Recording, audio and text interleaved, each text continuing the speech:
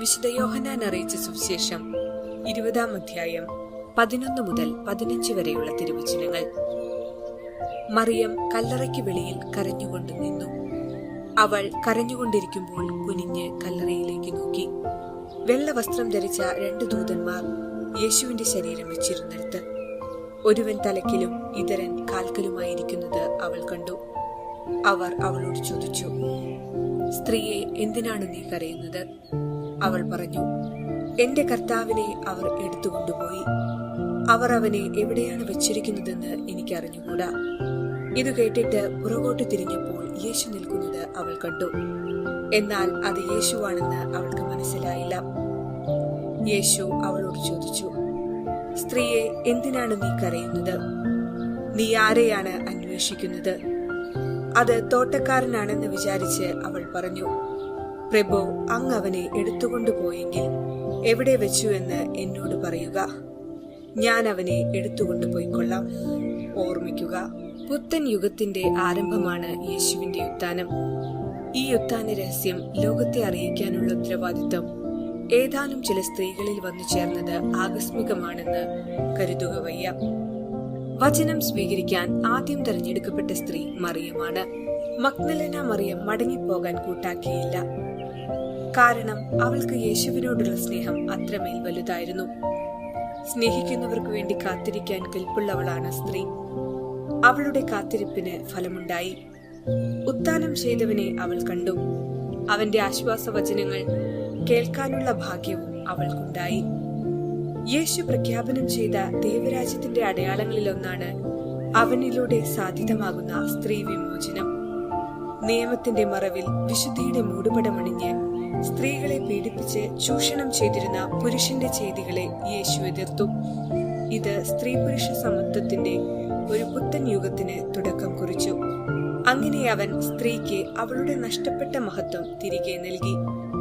യേശു കാട്ടിയ സ്ത്രീ പങ്കാളിത്തത്തിന്റെയും സ്ത്രീ പുരുഷ സമത്വത്തിന്റെയും സത്ഫലങ്ങൾ ആദിമസഭയിൽ ഏറെ പ്രതിഫലിച്ചു.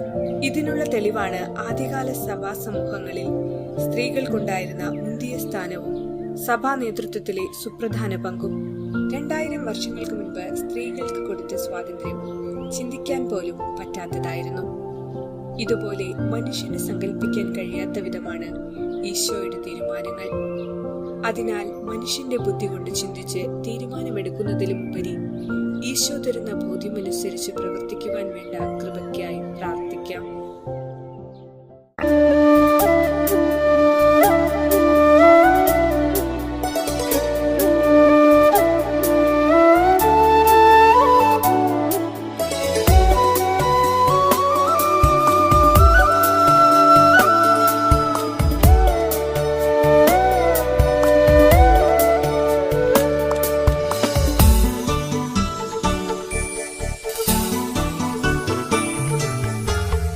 അലിഞ്ഞു നിന്നോടു ചേരാൻ അപ്പമായി ഞാൻ വരുന്നുള്ളിൽ. അലിഞ്ഞു നിന്നോടു ചേരാൻ അപ്പമായി ഞാൻ വരുന്നുള്ളിൽ. സക്രാരിയായി നീ മാറിടുന്നു. നിൻ ശരീരമെൻ ആലയമാകുന്നു. അലിഞ്ഞു നിന്നോടു ചേരാൻ അപ്പമായി ഞാൻ വരുന്നുള്ളിൽ.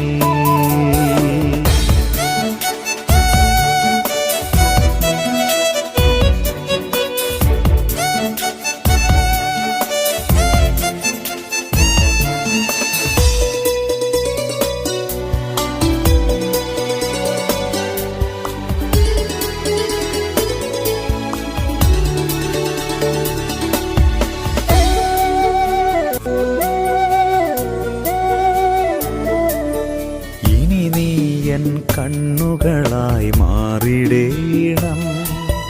നിൻ കണ്ണുകളാൽ ഞാൻ കണ്ടിടേണം. ഇനി നീ എൻ കാതുകളായി മാറിടേണം. നിൻ കാതുകളാൽ ഞാൻ കേട്ടിടേണം. കരയുന്ന കണ്ണുകൾ തുടച്ചിടാനായൻ കരമായി നിൻ കരം മാറിടേണം. നീയൊരു ക്രിസ്തുവായി മാറിടേണം. അലിഞ്ഞു നിന്നോടു ചേരാൻ അപ്പമായി ഞാൻ വരുന്നുള്ളിൽ. അലിഞ്ഞു നിന്നോടു ചേരാൻ അപ്പമായി ഞാൻ വരുന്നുള്ളിൽ.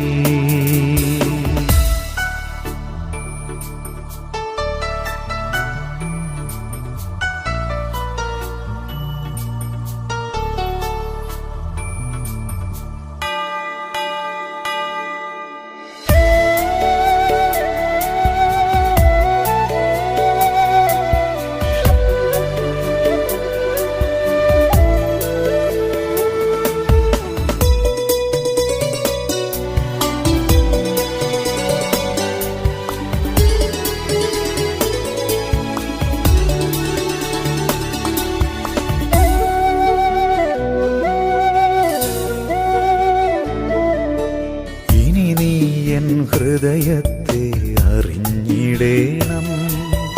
നിൻ ചെയ്തികളാൽ ഞാൻ ജീവിക്കണം.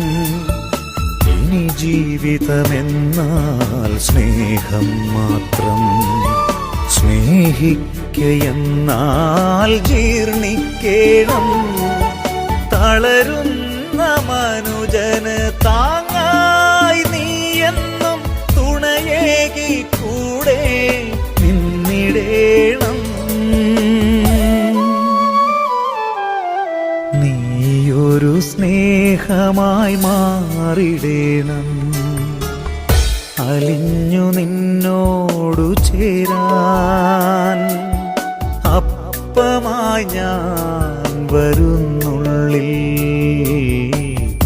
അലിഞ്ഞു നിന്നോടു ചേരാൻ അപ്പമായി ഞാൻ വരുന്നുള്ളിൽ. സക്രാരിയായി നീ മാറിടുന്നു.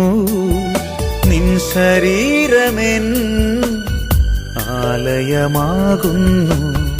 അലിഞ്ഞു നിന്നോടു ചേരാൻ